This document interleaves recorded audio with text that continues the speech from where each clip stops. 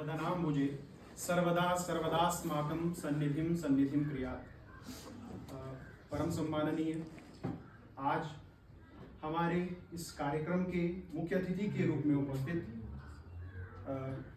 प्राचार्य महोदय प्रोफेसर उपेंद्र शर्मा जी एवं विशिष्ट अतिथि के रूप में उपस्थित श्री ऋषभ रणोत जी, प्राध्यापक वर्ग में डॉक्टर शमशेर जी, प्रोफेसर राजेश जी, डॉक्टर उज्ज्वल जी, डॉक्टर नितिका जी, प्रोफेसर योगेश पांडे जी एवं प्यारे बच्चों, सुप्रभातम। सर्वप्रथम तो मैं आज इस कार्यक्रम में आप सभी का अपनी ओर से एवं राष्ट्रीय सेवा योजना इकाई शिवनगर की ओर से हार्दिक स्वागत करता हूं।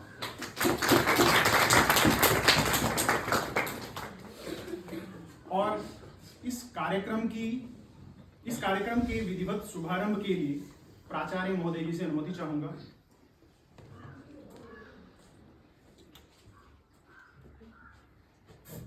दीप प्रज्वलन हमारी परंपरा का एक विशेष दीप प्रज्वलन जो है हमारी परंपरा में एक विशेष स्थान रखता है। दीप प्रज्वलन जो है कहीं ना कहीं हमारे प्रकाश का ही प्रतीक नहीं अपितु हमारे अंतर्निहित ज्ञान का भी प्रतीक है। जिस प्रकार दीपक जो है अंधकार को नष्ट करके वस्तुओं को हमें प्रदर्शित करता है, उसी प्रकार ज्ञान भी हमारे अंतर्निहित अज्ञान रूपी आवरण को नष्ट करके हमें सत्य का ज्ञान करवाता है। तो अपनी उसी परंपरा का निर्वाह करते हुए अब मैं आज हमारे मुख्य अतिथि महोदय जी से एवं विशिष्ट अतिथि महोदय जी से एवं सभी प्राध्यापकों से यहाँ निवेदन करूंगा कि वे दीप प्रज्वलन कर इस कार्यक्रम का विधिवत शुभारंभ करें। प्राचार्य महोदय।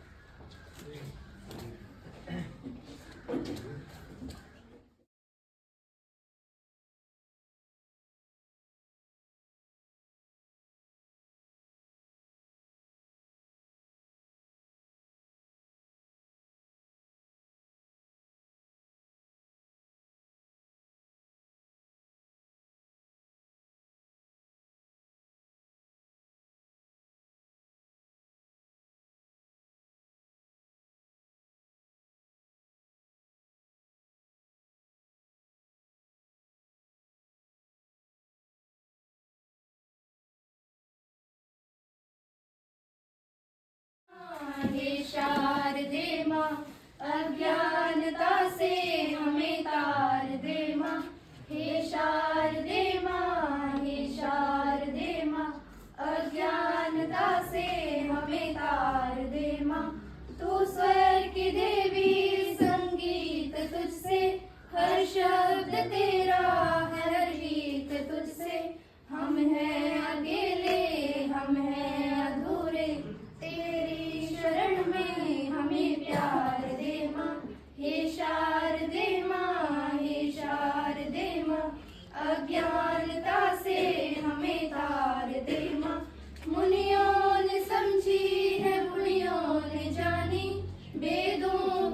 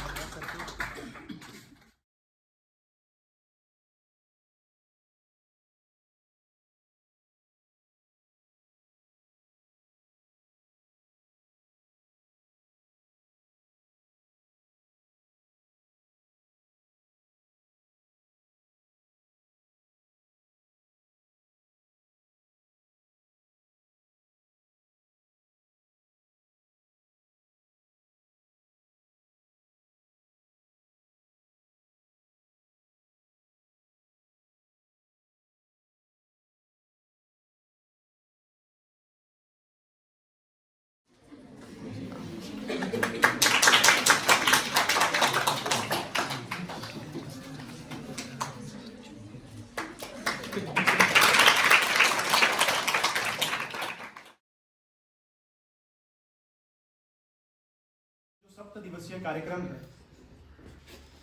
उसे हमने 2 भागों में विभक्त किया है। पहला है हमारा श्रमदान और दूसरा है हमारा बौद्धिक सत्र। श्रमदान में हम जो है बच्चों के माध्यम से अनेक सफाई अभियान हो गया या फिर हमारा जो खेल मैदान है उसको तैयार करने का एक दायित्व हमें दिया गया है, तो उसे तैयार करना। और शिवनगर जो हमारा यहाँ आसपास जो मार्केट है वहाँ पर जितने भी पॉलीथीन पड़ा है या खड्ड के किनारे जो यहाँ कचरा पड़ा है, पॉलीथीन पड़ा है, बॉटल्स पड़ी हैं, उनको इकट्ठा करना, उस कचरे का निपटारा करना, ये हमारा एक उद्देश्य रहेगा इस कैंप का। और इसी के साथ साथ बौद्धिक सत्र में विशेष व्याख्यानों के द्वारा और अन्य प्रकार की गतिविधियों के द्वारा बच्चों का ज्ञान वर्धन करना भी हमारा एक उद्देश्य रहेगा और आशा रहेगी कि आप सभी का सहयोग हमें प्राप्त होता रहेगा। अब अधिक ना कहता हुआ मैं साक्षात आज हमारे इस सप्त दिवसीय विशेष शिविर में विशिष्ट अतिथि के रूप में उपस्थित ऋषभ रणोत जी के बारे में कुछ उनका संक्षिप्त परिचय आपके सामने करवाना चाहूँगा। कहते हैं गच्छन् पिपीलिको याति योजनानां शतान्यपि अगच्छन् वैनितेयोपि पदम एकम न गच्छति। कहने का भाव यह है कि अगर एक चींटी लगातार प्रयास करे तो वो सैकड़ों योजन तक चली जाती है और एक ऊंचा उड़ने वाला गरुड़ अगर एक स्थान पर बैठा रहे तो वहीं स्थिर रहता है। कहने का भाव यह है कि अगर व्यक्ति परिश्रम करता रहे तो परिश्रम करने से व्यक्ति जो है वो अपने लक्ष्य को प्राप्त कर सकता है, अपने उद्देश्यों की पूर्ति कर सकता है। तो इसका एक जीता जागता उदाहरण जो है आज हमारे बीच में उपस्थित है, जो आपके ही क्षेत्र से संबंध रखते हैं किंतु अपने कठिन परिश्रम से जिन्होंने अपने लक्ष्य को प्राप्त किया है। अगर इनकी प्रारंभिक शिक्षा की बात करें तो Som public school Khaira, Him public school Pahada इत्यादि स्कूलों में जो आपके क्षेत्र में स्थित हैं वहीं से इन्होंने अपनी प्रारंभिक शिक्षा प्राप्त की है। उसके बाद BSc government degree college Jaisinghpur से और एमएससी मैथ्स जो है गवर्नमेंट डिग्री कॉलेज नगरोटा भगवां से इन्होंने की है। तो बच्चे कहीं ना कहीं ऐसे व्यक्तित्व के धनी व्यक्ति ही बच्चों के लिए प्रेरणा का स्रोत होते हैं। तो आपके लिए ये अच्छा अवसर है कि आप उनकी अनुभव का लाभ उठाएं, क्योंकि कहा भी गया है कि यद यद आचरति श्रेष्ठस तद तदेव तरोजनम सह यद प्रमाणम कुरुते लोकस तदनुवर्तते। कहने का भाव यह है कि बड़े जो समाज में व्यक्ति हैं जैसा उनका आचरण होता है उससे नीचे तबके के जितने भी लोग हैं वो सभी उन्हीं का अनुसरण करते हैं। तो मैं अधिक ना कहता हुआ आज के हमारे विशिष्ट अतिथि महोदय जी से, ऋषभ रणोत जी से आग्रह करूंगा, निवेदन करूंगा कि वे अपने अनुभव से हमारे इन बच्चों का मार्गदर्शन करें। ऋषभ पढ़ रहा हूँ। जिनको आईआईटी नहीं पता वो आईआईटी इंडिया में मतलब टॉप मोस्ट इंस्टीट्यूट है इंजीनियरिंग में रिसर्च और अपनी एकेडमिक्स के लिए। जैसा कि सर ने बताया कि मैंने अपनी पढ़ाई इधर से ही करी, लोकल कॉलेज से ही, और अभी मैं मतलब आईआईटी में पढ़ रहा हूँ। और आज आपको बताने आया हूँ कि कैसे मतलब अपने आगे एग्ज़ाम्स की फ्यूचर के लिए तैयारी कैसे करनी है।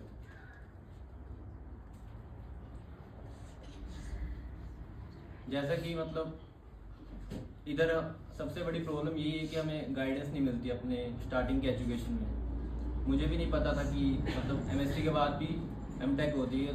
जनरली यही है कि बीटेक के बाद एमटेक होती है और ये वगैरह वगैरह। आप में से कई सारे बच्चे होंगे जिनको मतलब पढ़ना है बट पता नहीं है कि करना क्या आगे। तो थोड़ा मतलब गाइडेंस की कमी है।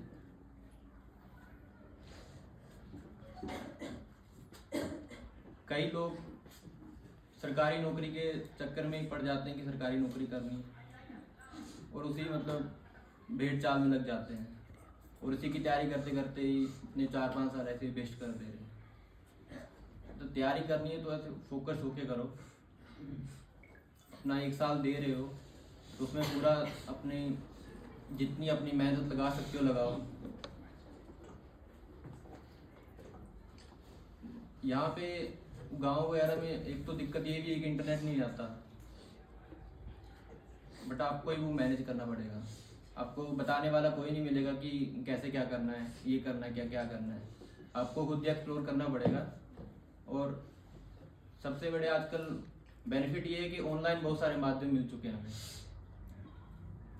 कि आप ऑनलाइन कोचिंग ले लो, कोई सी भी तैयारी कर लो, बट स्टार्ट करो कुछ। बस दिक्कत वही है कि स्टार्ट कब करना है। हम स्टार्ट ही नहीं कर पाते, हम वही लूप में फंस जाते हैं कि ये करेंगे, ये करेंगे, ये करेंगे। एक बार स्टार्ट करोगे खुद मज़ा आने लगेगा, और जब वो मज़ा आता है ना तब कुछ अलग ही फील होता है। इसके अलावा अगर आपका कोई क्वेश्चन है तो बोलिए मुझे, मैं बता सकता हूँ कि मेरा डोमेन अलग ही है। मैं अभी आर्टिफिशियल इंटेलिजेंस और मशीन लर्निंग में काम कर रहा हूँ। उसके बारे में आपका डोमेन अलग है। एक मुझे पता है कि आप कैट की तैयारी कर सकते हो। कैट का एग्ज़ाम होता है देश में बहुत बड़ा, IIMs में एडमिशन होती है उससे। कैट के बेसिस पे IITs में भी एडमिशन हो जाती है, और उनके पैकेजेस, एवरेज पैकेजेस 25-30 लाख के होते हैं। तो कहाँ सरकारी नौकरी और कहाँ ये। सरकारी नौकरी अच्छी है, पीसफुल है, बट उसमें मज़ा अलग है काम करने में।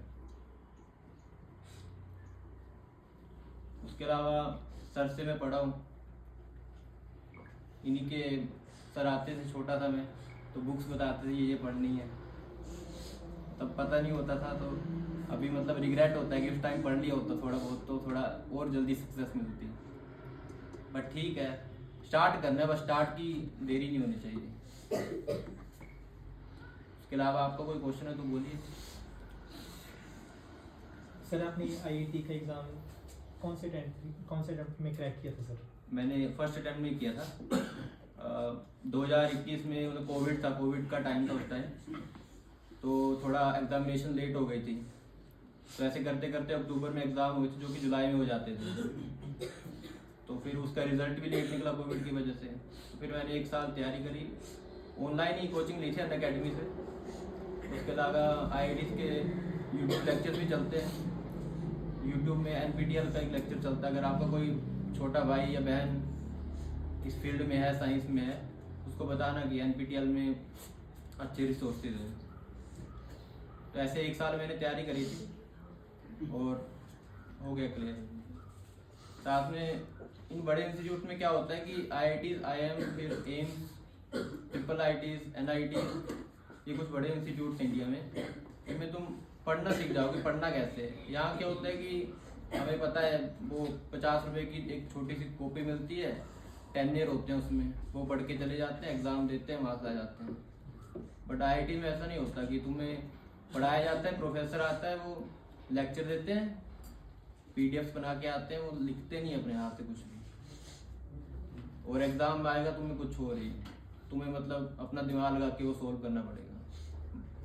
ऐसा भी होता है कि 30 में से 2-2, 3-3 नंबर भी आ रहे हैं टॉपर के। तो वो होती है, मतलब सीख जाते हो कि पढ़ना कैसे है। यहाँ पे तो हम यही होता है कि बस याद कर लो, रट्टा मार लो, हो गया। बट वहाँ पे आपको इन डेप्थ पढ़ना पड़ता है, और कंपनीज भी आके आपको मतलब आपकी मेहनत की वहाँ पे वैल्यू करती है, अच्छे पैकेज देती है आपको। कंपनीज एंट्री नहीं होती, एक बार सेट होता है उससे नीचे वाले में। अभी किसी न कहीं ना कहीं तो सुना ही होगा ChatGPT के बारे में, न्यूज़ में सुना होगा। हमारे वहाँ तो ChatGPT के बगैर कुछ चलता ही नहीं है। मतलब एक टाइम में ChatGPT खुला हुआ लैपटॉप में और एक टाइम में अपना काम कर रहे होंगे। ChatGPT क्या है कि तुम एक जैसे गूगल में सर्च करते हो तो तुम उसमें भी कुछ अपने क्वेश्चन डालोगे, तुम्हें आंसर देगा, और इतने अच्छे आंसर देता है कि तुम बोलो कि गूगल क्या है। अब वो आंसर कैसे दे रहा है उसके पीछे वो हर बार तुम क्वेश्चन पूछ रहे हो तो वो सीख रहा है हर बार। एक बार ये क्वेश्चन पूछा, दूसरी बार किसी और ने यही क्वेश्चन पूछा, तो वो अंदर ही अंदर उसके कुछ टेक्नोलॉजीज चलती हैं। तो वही आर्टिफिशियल इंटेलिजेंस की अपने काम करते करते वो सीख रहा है, लर्निंग कर रहा है खुद ही। AI आर्टिफिशियल इंटेलिजेंस, उसकी खुद की इंटेलिजेंस। इसका आर्मी वगैरह में भी आजकल जैसे रशिया की आर्मीज कर रही है। हाँ, मतलब आर्मी में भी आजकल क्या कर रही है, आजकल ये है जैसे सेल्फ फ्लाइंग ड्रोन है, कहाँ अटैक करना है उनको इसमें बहुत सारी टेक्नोलॉजी जैसे डीप लर्निंग, मशीन लर्निंग है, उनका यूज़ होता है कि ये टारगेट है तो इसी पे हिट करना है, कैजुअलिटी नहीं होनी चाहिए। जैसे इजराइल अटैक कर रहा है आजकल, तो वो देखेगा कि किस जगह में मुझे अटैक नहीं करना है, वो उसको लर्निंग देगा ड्रोन्स में। जैसे अमेरिका में सेल्फ ड्राइविंग कार चलती हैं, तो वो भी आर्टिफिशियल इंटेलिजेंस की एप्लीकेशन है। इसके अलावा तुम चैटिंग करते हो, तो चैटिंग करते टाइम तुम लिख रहे हो व्हेन यू दिस, तो आगे वर्ड्स तुम्हें ये होते हैं, सजेशंस मिलते हैं कि अगला वर्ड क्या लिखना है, वो भी आर्टिफिशियल इंटेलिजेंस की एप्लीकेशन है।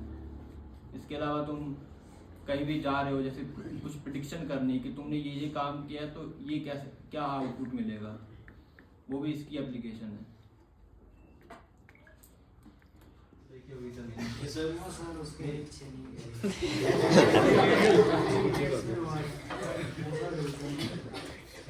लेकिन मैंने नीट के एग्जाम देने थे, नीट के एग्जाम देने थे, मेरा एक्सीडेंट हो गया,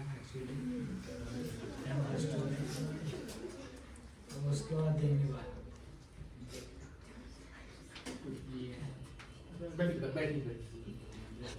अभी क्या कर रहे हो? देखो तो अभी करो, कैट की तैयारी करो, नीट नहीं दे पाए।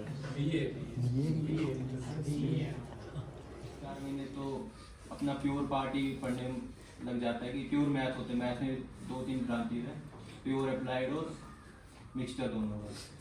तो प्योर मैथ मैंने अनअकैडमी से पढ़ा था और अप्लाइड मैंने NPTEL से पढ़ा था, यूट्यूब लेक्चर से। तो मेरा सिलेबस हो गया था, मतलब नवंबर-दिसंबर तक खत्म। तो डेली के मैं क्लास तो लगाता ही था, साथ में डेली के 40 से 50 क्वेश्चन में सोल्व भी करता था कि PYQs हो गए, PYQ मतलब प्रीवियस ईयर क्वेश्चन, और टेस्ट सीरीज आती है बड़ी सारी। तो जरूरी नहीं बाय करनी है कि तुम्हें मिल जाएगी, टेलीग्राम में ग्रुप्स बने होते हैं बड़े, तो उनमें डालता रहता है कोई ना कोई क्वेश्चन, डेली क्वेश्चन आते हैं ग्रुप से। तो जब मेरा पूरा सिलेबस खत्म हो गया था तो मैं डेली क्वेश्चन लगाता था, उस लूप में नहीं बच जाता था कि दोबारा ये पढ़नी थी, क्वेश्चन से सीखना था। अपनी मतलब मिस्टेक से लर्निंग करनी है। लर्निंग यही है कि तुम ये मिस्टेक कर रहे हो तो दोबारा नहीं करोगे। वही 50-60 ऐसे क्वेश्चन मैं डेली लगाता था, और लास्ट में जब 5 दिन बचे थे तो क्वेश्चन लगाना बंद किया और सिर्फ रिवीजन ही किया अपना पूरा। ये चीज़ अपने जो पन्ने थे वो मतलब एक बार नज़र घुमा ली उनसे, तो लास्ट में पेपर दे दिया बस। ऐसे यूजली 12 बजे से स्टार्ट होती है, दोपहर के 12 बजे, 12 से, और 2 से 5, 2 से 7 ऐसे करके 7 बजे क्लास चलती है, 9 बजे तक भी क्लासेस चलती हैं वहाँ पे। तो हम क्लासेस लगाते हैं 2 से 7, फिर थोड़ा सा अपना रेस्ट करते हैं, 1-2 घंटा अपना पढ़ाई करेंगे, फिर मैथ में खाना खाएंगे, आधा घंटा घर में बात करेंगे, फिर से बैठ जाएंगे 10 बजे से 2-3 बजे तक लगातार। मैं भी बैठा हुआ, रूममेट है तो साथ में हम बैठे होते हैं, डिस्कस करते हैं। फिर सुबह लेट उठते हैं, थोड़ा 9-10 बजे जाते हैं, ब्रेकफास्ट में करता नहीं सुबह, फिर वापस 2-3 घंटा वही रिवाइज करना, और यही रूटीन चलता रहता है डेली का। मतलब 3-4 घंटे क्लासेस और 7-8 घंटा अपना खुद का, और बाकी अपना जो टाइम बचता है तो उसमें कोडिंग कर ली। कोडिंग भी सीख सकते हो आजकल, ऐसा नहीं है कि डोमेन स्पेसिफिक है कि ये BA है या BCom है तो नहीं कर सकता। उसमें तुम फ्रीलांसिंग कर सकते हो, उसमें आता है फ्रीलांसिंग, मतलब तुम अपना काम कहीं वेबसाइट पे शो कर सकते हो कि ये काम करता हूँ मैं, तो मुझे तुम पैसे पे करो, मैं ये काम करके दूँगा। वेबसाइट तुम देखते हो तो वेबसाइट बनाना सीख सकते हो, उसमें कुछ ज़्यादा रॉकेट साइंस नहीं लगती, तुम्हारी क्रिएटिविटी है। ऐसे तुम गूगल में स्क्रॉल करते रहते होगे कि ये वेबसाइट ये अच्छी दिख रही है, उसका तुम खुद से बनाने की ट्राई करो। प्रोफेसर विवेकानंद जी, राष्ट्रीय सेवा योजना के कार्यक्रम अधिकारी हमारे महाविद्यालय के, सभी बच्चों को विशेषतः जो इस कैंप में भाग ले रहे हैं, उन्हें बहुत बहुत शुभकामनाएं कि उनका ये कैंप जो है बहुत अच्छे से संपन्न हो। और आज हमारे बीच विशिष्ट अतिथि के रूप में उपस्थित हैं ऋषभ रनौत, और अभी थोड़ी देर पहले मेरे ऑफिस में बैठे थे टीचर्स और ऋषभ भी। तो मैं एक पुराना इन्हें सुना रहा था कि एक बार हम 3-4 टीचर्स खड़े थे कहीं बस स्टैंड पे, और एक स्टूडेंट आया और उसने मेरे साथ खड़े टीचर को विश किया कि सर मुझे पहचाना कि नहीं। कि सर मैं ऐसे ऐसे उस साल आपके पास पढ़ा था, कि नहीं नहीं मैं नहीं पहचाना, कि ऐसे ऐसे मैं उस साल था, ऐसे बैठता था, ये करता पढ़ता, कि नहीं नहीं मैंने नहीं पहचाना। वो चला गया वो। फिर मैंने कहा आप बोल ही देते जरा कि मैंने, भाई ठीक है, भाई पढ़ा होगा, अब टीचर को इतने सारे बच्चों का याद नहीं भी रहता, तो आप इतना क्यों भाई अकड़ दिखा रहे थे कि बिल्कुल वो है जैसे कि ये सब जगह आवारा है, ये सब जगह बदनाम है लड़का। अब ऐसे सबके सामने मैं एक्सेप्ट कर लूँ कि ये बच्चा मेरे पास पढ़ा है, तो मेरी नहीं बेइज्जती होनी थी, इसलिए मैंने मना कर दिया। मैंने पहचाना नहीं, हालांकि मैंने पहचान लिया था। तो ये फर्क होता है।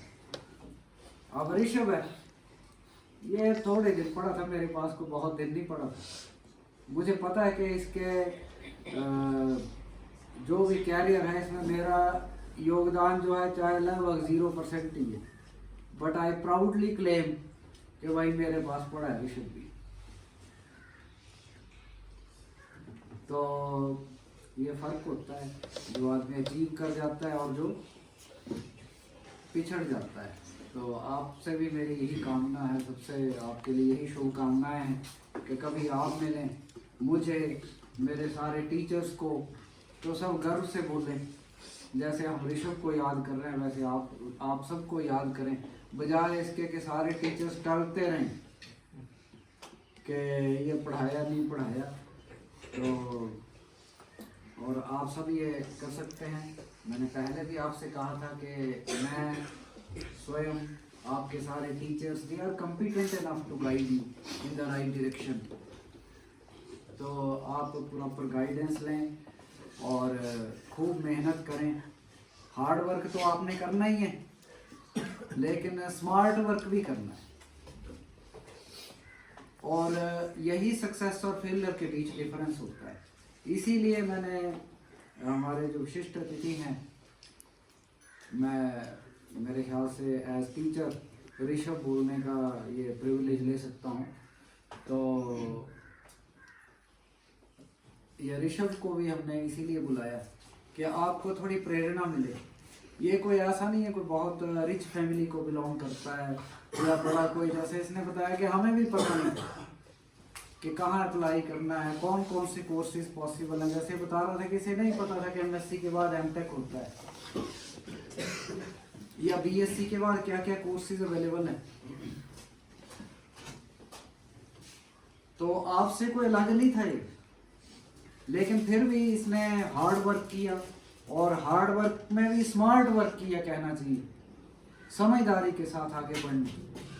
जैसे आपने वो गणेश वाली सुनी है ना स्टोरी, कि उसका भाई वो पूरे दुनिया का चक्कर लगाता रहा और गणेश आराम से बैठ गया 2 मिनट बाद। उसने अपने सिर्फ पेरेंट्स का चक्कर लगाया और बैठ गया 2 मिनट बाद, और वो पता नहीं कब पहुंचा होगा उसका भाई। तो स्मार्ट वर्क जो है, दिस इज वेरी इंपॉर्टेंट। लेकिन स्मार्ट का वर्क का मतलब नहीं कि हार्ड वर्क आपने छोड़ देना है। अब जैसे ऋषभ ने आपको बताया कि रात को बैठे रहते हैं 2 बजे तक, 3 बजे तक, 4 बजे तक, यानी कि एक तरह से जैसे बिना थके काम कर रहे हैं। और कैसी कैसी चीजें आपको इसने शेयर की कि हमारा क्लास कितने बजे बताई, 9 बजे 12 बजे स्टार्ट होगी क्लास, और 7 बजे 8 बजे 9 बजे तक क्लासेस चल रही हैं। यानी कि माहौल है कि मतलब बस पढ़ना है, बस दैट्स ऑल। खाना खाया फिर पढ़ने में लग गए, यही बताया आपको। तो ये तो आ गया हार्ड वर्क। तो आप लोगों ने भी हार्ड वर्क से शर्क नहीं करना किसी ने, तभी सक्सेस मिलेगी। और ठीक टेक्निक से पढ़ना, इसके लिए आजकल बहुत सारे रिसोर्सेज अवेलेबल हैं। अच्छे से चीज़ों का रिवीजन करो। काम के कई ऋषभ ने आपको पॉइंट्स बताए, जैसे प्रीवियस ईयर्स क्वेश्चंस करो, पिछले सालों के क्वेश्चन आपने पता नहीं अभी तक एक्वायर किए हैं ना किए हो, तो अपने टीचर्स की हेल्प ले सकते हैं। यहाँ पीछे भी मैंने कहा था बहुत सारे पेपर्स हमने डिस्ट्रॉय किए, कई लोग ने लिए, कईयों ने नहीं लिए। तो पुराने सालों के पेपर जो, उनसे आपको आइडिया लगता है कि किस तरह के क्वेश्चन आते हैं।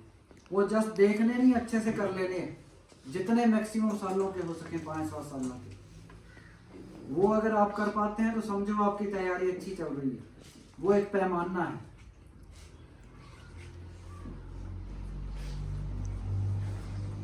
और भी यदि आपका क्वेश्चन हो तो ये आपका यही का घर का ही व्यक्ति है, आप कभी भी इससे नंबर भी ले लें। मैं रिक्वेस्ट करूंगा विवेकानंद जी से भी कि इनका नंबर सभी बच्चों को उपलब्ध करवा दें, चाहे ग्रुप में डाल दें। और मुझे विश्वास है कि ये कभी आपको मना नहीं करेगा। अननेसेसरी तंग ना करें, क्योंकि जैसे इसने खुद बताया, ही रिमेन्स वेरी बिजी, क्योंकि मुझे पता है वहाँ बहुत पढ़ाई होती है। जैसे इसने बताया कि डटे रहते हैं लोग, डटेंगे नहीं तो काम नहीं चलता। अब जैसे एक और बड़ी इंटरेस्टिंग बात बताई कि 2-2, 3-3 नंबर आ रहे हैं 30 में से। अब आपके कईयों के मन में शायद आ गया होगा कि वो भी नहीं पढ़ते होंगे, वहां भी आए 2-3 ही नंबर आ रहे हैं, क्या पढ़ रहे हैं, 0। लेकिन वो 2-3 नंबर इसलिए नहीं आते, ये मैं क्लैरिफाई कर रहा हूँ, ऋषभ अभी नहीं, इसने क्लैरिफाई नहीं किया कि 2-3 नंबर क्यों आते हैं। कारण नहीं इसने बताया, बात बता दी, कारण मैं बता देता हूँ। वहां जैसे एग्जाम कैसे होते हैं, ओपन बुक एग्जाम होगा। इनफैक्ट मुझे अभी याद है, एक बड़ा हमारा ऑपरेशन सर्च का पेपर होता था, और हमारे टीचर थे, अभी मुझे याद आ रही है, डॉक्टर SK गुप्ता, बहुत फेमस थे वो ऑपरेशन सर्च, ऑपरेशन सर्च के एक्सपर्ट थे वो। तो ये मैथमेटिक्स की ब्रांच है ऑपरेशन रिसर्च, बहुत वर्ल्ड फेमस अथॉरिटी थे अपने सब्जेक्ट में, और बहुत बच्चे उनके फेल हो जाते थे।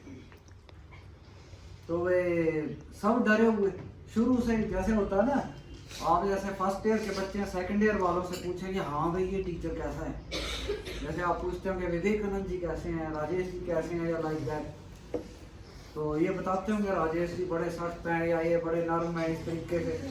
तो वैसे SK गुप्ता जी का वहाँ इंस्टीट्यूशन में रेपुटेशन ऐसा था कि बहुत ही मतलब सख्त, पेपर भी ऐसा आएगा वे पता ही नहीं लगेगा।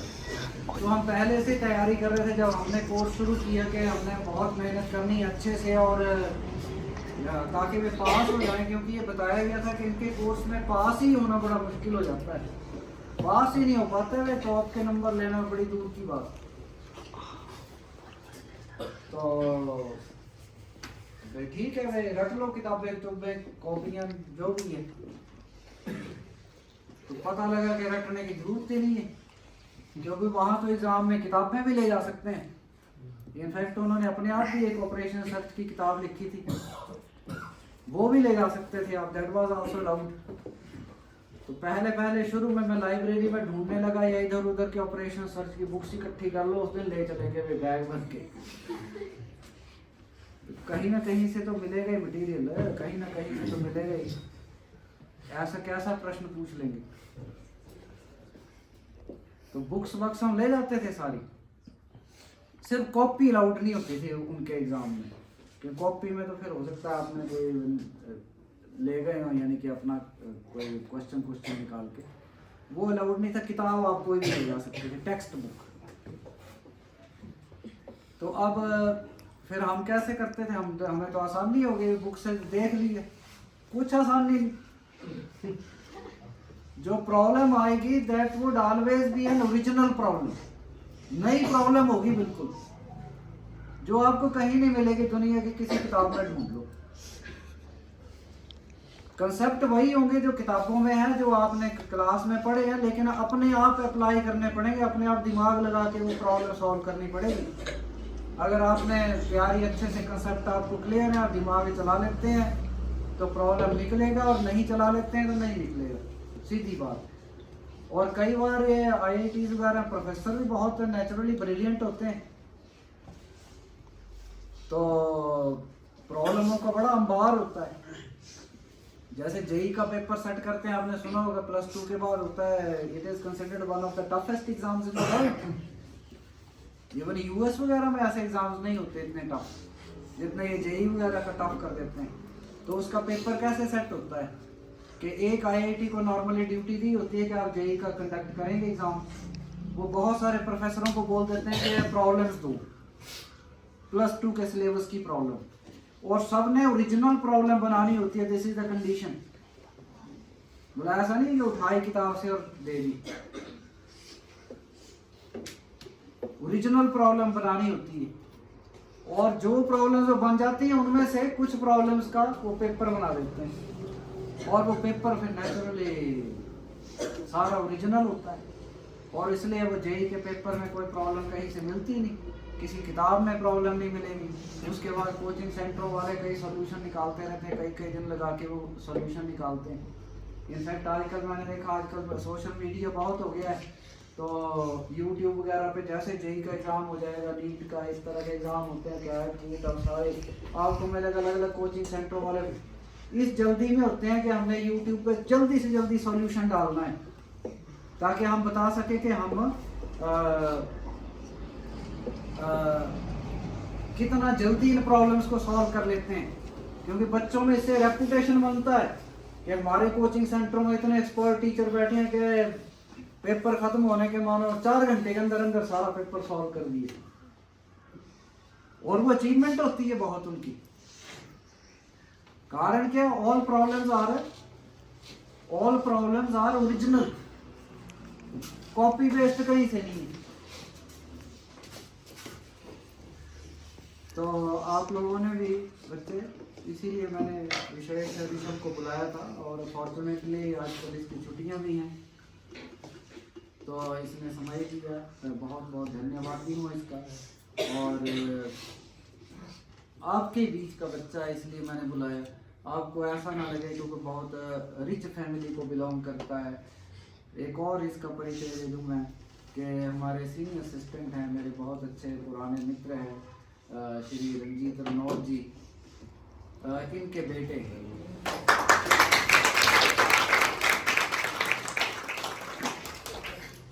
और मैं इनसे बात करता हूँ, बाकी लोगों से भी, कि he is a brilliant mind, और बेटा भी इनका उसी तरह से ब्रिलियंट है। और आईआईटी पटना में एमटेक में एडमिशन लेना इतनी आसान नहीं होती, कि बहुत ही टफ टेस्ट होते हैं इनके, और बड़े यानी कि रेयर बच्चे जो हैं निकल पाते हैं। लेकिन रेयर का मतलब ये नहीं है कि कोई इनमें कोई ऐसी खूबी है कि जो औरों में नहीं हो सकती, सभी में है। आप भी उन बच्चों में हो सकते हैं जो अच्छी जगह चले जाएं, अच्छा पैकेज लें। जैसे अभी ऋषभ बता रहा था कि पता नहीं इसके जो सीनियर हैं उन्हें 32 लाख का पैकेज मिला, 32 का, 2 बच्चे हैं तो उन्हें 32 लाख का पैकेज मिला, यानी कि साल में 32 लाख रुपए तनख्वाह होगी। तो और तनख्वाह के लिए, नौकरी के लिए कहाँ जा रहे अप्लाई कर रहे होंगे, कहाँ किया होगा उसने अप्लाई? कहीं नहीं। वहीं आ जाती हैं कंपनियां बड़ी बड़ी, जितनी आपने नाम सुने, अभी इसने भी सुनाया मुझे 2-4 नाम, गूगल, TCS, जितने बड़े बड़े नाम सुने हैं वो इनके कैंपस में आ जाते हैं। एक छोटा मोटा टेस्ट या इंटरव्यू लेते हैं, वो बच्चे का जरा सा बायोडेटा देखेंगे, कौन कैसा काम किया है, किसने पढ़ाई हुई और कैसा लग रहा है, उनके अनुसार फिट है कि नहीं, कि ले भैया तुम्हें 32 लाख दे देंगे, आ जा हमारे पास। बुला रहे हैं लोग, और यहाँ लोग तैयारियां कर करके थक जा रहे हैं, एक एग्जाम दूसरा एग्जाम, और क्लियर कोई नहीं होगा। और वहां घर आके ले जा रहे हैं कि भैया 32 लाख दे देंगे, आ जा प्लीज। 32 लाख बड़ा है, हमारी सैलरी आज तक नहीं 32 लाख तक पहुंची। हाँ, मैं सही बता रहा हूँ। और किसे मिल जाए, तो थोड़ा तो टीचर होने के नाते मेरा भी बनेगा।